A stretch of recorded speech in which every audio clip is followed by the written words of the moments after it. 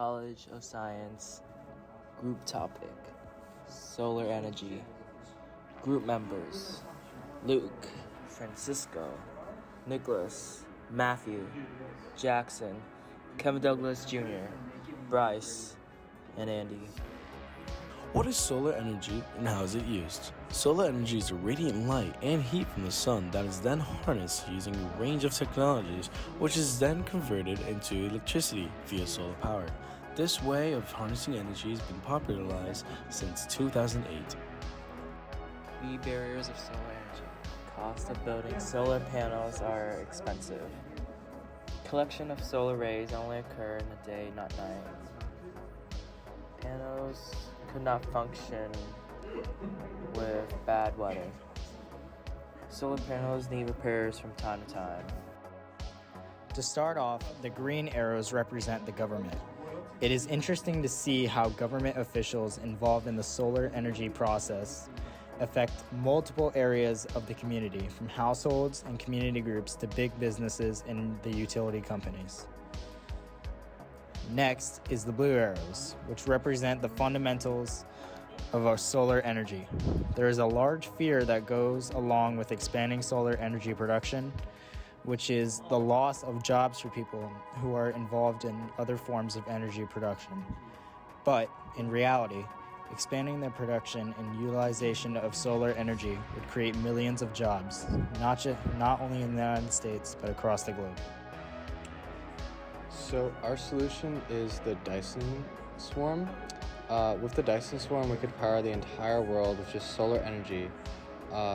This would be a huge megastructure made of thousands of large mirrors that redirect and focus solar energy into solar energy collection cells.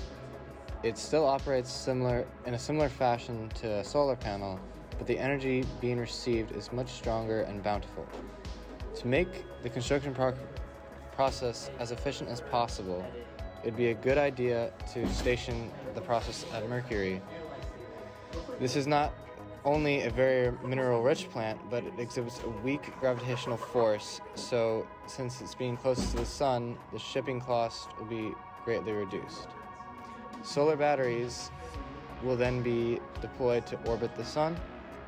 Finally, mirrors will be sent to orbit the sun and reflect its energy back into our solar collectors. The beauty of this process is that it becomes self-sufficient, where energy to produce the second mirror is provided by the first mirror. The third and fourth mirrors get produced from the energy collected from the first and second.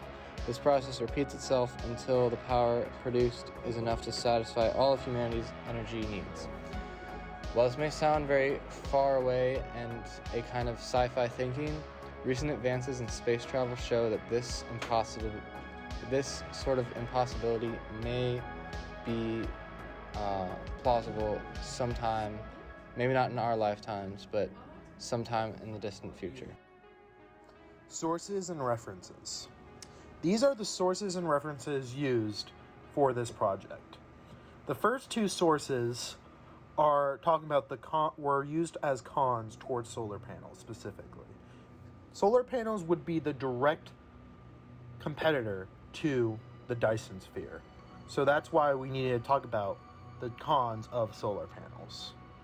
We also talked about the stakeholder engagement, which would be the possible stakeholders from a Dyson sphere.